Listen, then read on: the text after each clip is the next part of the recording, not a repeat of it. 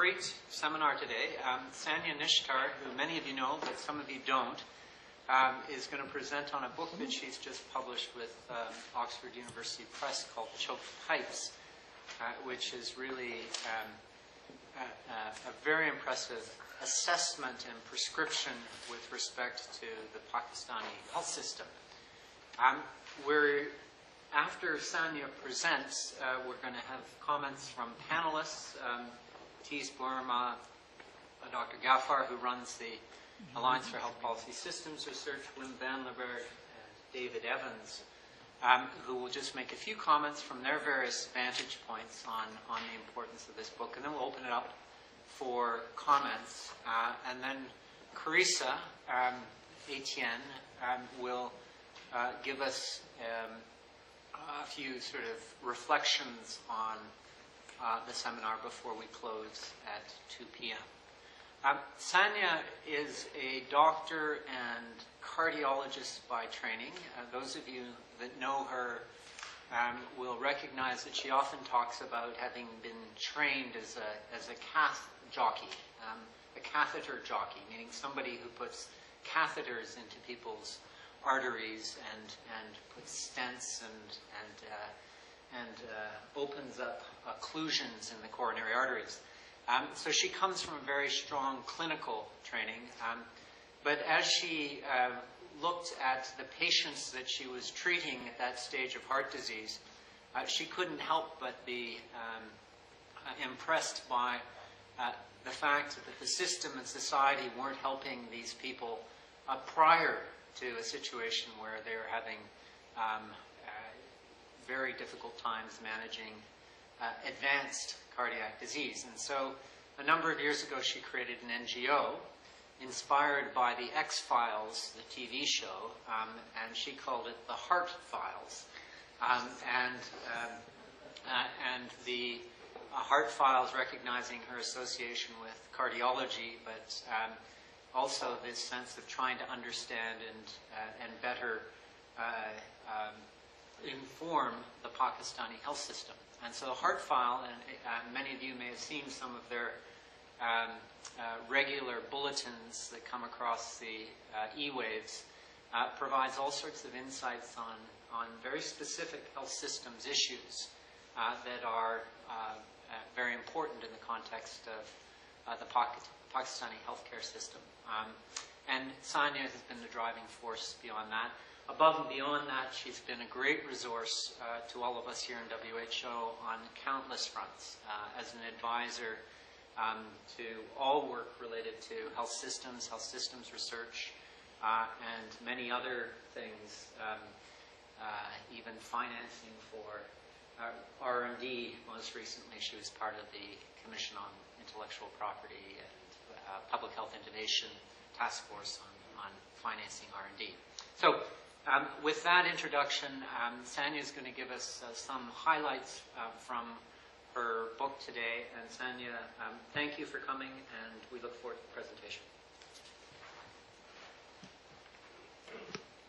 Well, thank you, Tim. I must thank you for giving me this opportunity. It's a privilege indeed. I always come to WHO as part of a group or as part of invited panel, but this is slightly something different. And I really appreciate the opportunity that you provided. And I'd like to thank you and Carissa for agreeing to co-chair, and extremely grateful to the stellar panel. I know this is time that one likes to relax. I'm going to speak very briefly about this new publication. And as Tim says, in a way, my previous life as a cardiologist has inspired the nomenclature of several things that I do. The organization, for instance. And I think implicit in the title of Choked Pipes is something that I'm trying to convey. Just as the pipes of a heart are choked and they lead you to death, likewise the systems, the health systems are the conduit through which you deliver any disease-specific intervention. And in countries like ours, if they're choked, if they're not functioning, you won't be able to achieve any endpoint by intervening in that area. So implicit in this title is the understanding that something fundamental needs to be done to open up these clogged pipes. The book is essentially about reform of Pakistan's mixed health system. And for us in our country, and I'm sure Ghaffar will bear me out, we're undergoing very troubled times, where the state really needs to enhance its own capacity to deliver welfare to its people in the context of the various geopolitical challenges that the country is facing. But I seem to have the sense, based on my conversations with several colleagues around the world, that the strategy presented and the analysis may have some level of appeal for other developing countries as well. When the preview of the book was held in Havana last November, Adenike Grant, a common friend of all of us, the ex-health minister of Nigeria, was a panelist. And when I sent her the book to read through prior to the panel, she said, I thought I was reading a description of health systems of Nigeria. And since then, I've heard many colleagues from the developing world say similar things. So I'm greatly humbled to learn that some of the analyses and lessons might be of use to other developing countries. There are several considerations that make it relevant to other developing countries. The description of the mixed health systems syndrome in particular, and the description of challenges in each health systems domain, and the potential agenda for reform that has been proposed are some of these considerations. I'll quickly take you through how the book is organized, and Tim then wants to have ample time for everybody to interact and ask questions. The book is essentially organized in three parts. So the first part of the book talks about the historical perspective of reform within a country setting. It talks about the orientation of health systems. Then the second part builds upon that further. It analyzes issues in each of the 7 health systems domains. The World Health Organization looks at health systems domains into 6 categories. I've added technology as another health system stream because I thought it would be a useful input towards the health system. Then part 3 of the book talks about the consolidated reform agenda. So it pulls together various pieces from each of the 7 streams. It consolidates it, and then it develops a roadmap for phase-wise implementation. And I've done this specifically because whenever you go to policymakers with isolated recommendations for interventions in streams, they tell you, well, what impact is it going to have in the other area, and how do we propose that we phase it, because we can't do everything at one time. So this has been done particularly with a view to proposing something in that area. In part 1, the chapter starts with a discussion of health as a human right, and Pakistan is not one of the 115 countries of the world which constitutionally recognize the right to health, which is a problem for us. But there have been several cases where the right to life has had a very progressive interpretation in case law in our country, and I've started the description of health systems by looking at the constitutional stipulations, by delving into the previous cases where such progressive interpretations were made, and I've tried to conclude on the note that the constitutional cover is absolutely critical to a reform agenda because towards universal coverage, because it certainly gives it greater legitimacy. The first part in the first chapter then goes on to inventorize the evolution of health initiatives in Pakistan, particularly the ones that had a reform orientation. So there's a very long description of all that was done in the financing arena, all that was done in the service delivery domain, PHC, medicines, and so on and so forth, the various statutes and policy interventions and restructuring arrangements. It discusses the role of donors in each area. And then it ends with a 2-page description of the lessons learned, basically summarizing that everything conceivable has been tested in Pakistan, as it would have in many other developing countries, because many of these interventions come as part of the donor-driven reform agenda, but that nothing has actually come to fruition in terms of making that transformation change that is needed towards universal coverage, because governments come and go, they decide based on whatever is politically expedient. There is no accountability of decision making. There's no accountability of taxpayers' money that is lost in the process. And therefore, when I conclude and talk about the reform agenda, I make a very strong point about having a consensus on the directions forward, because there's no point in doing things in an ad hoc manner and then leaving them halfway. It subsequently, and again the first part, talks about a health systems framework, and it talks about how inputs and outputs in the healthcare domain impact health status, but that there are many critical factors outside of that which impact health status as well. And of course, the importance of social determinants of health is widely recognized. The importance of factors in the intersectoral domain is well known. But what is not known very widely is the impediments that constraints, that governance constraints cause in general, and the manner in which they impact health systems functioning.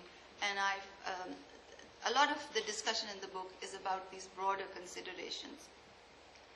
Subsequently, the first chapter talks about the orientation of Pakistan's health system, and I think this description might be relevant to many other developing countries, because normally when we talk about a health system in a national political context, it is a given that you're talking about one health system.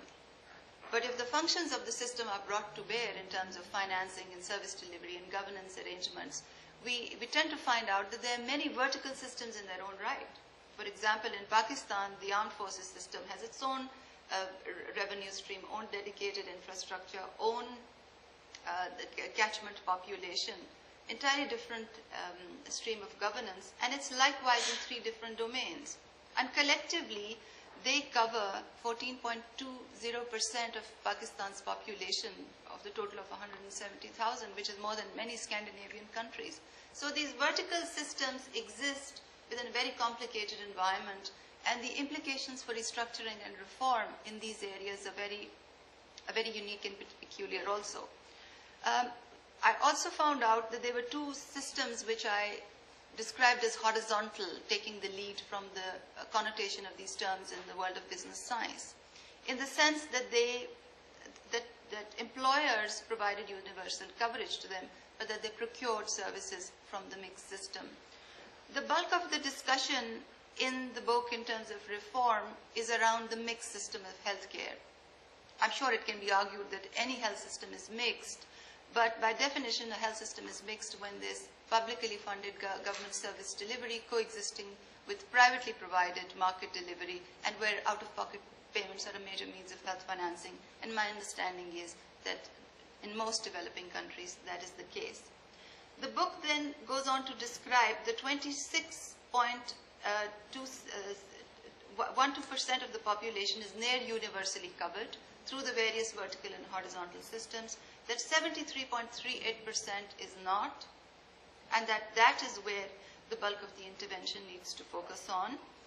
It describes the public system of healthcare. It describes the market system of healthcare in great detail, and I'm just showing you data from one of our nationally representative surveys to show how private provision of services is predominant. It then goes on to describe the mixed health system syndrome, and a description of that was also published in the January bulletin, the January issue of the WHO bulletin. Essentially what the mixed health system syndrome says, that there are a triad of determinants which are inadequate public funding for health, an unregulated burgeoning role of the private sector, and lack of transparency in governance. And the 3 act together in a very complicated way to undermine the equity and quality of health services. And if you follow through the arrows, you will get a sense of how underfunding in terms of remuneration will lead providers to work in the private sector, leads to the phenomena of absenteeism and ghost workers, how lack of transparency in procurements would lead to pilferage of supplies from the system.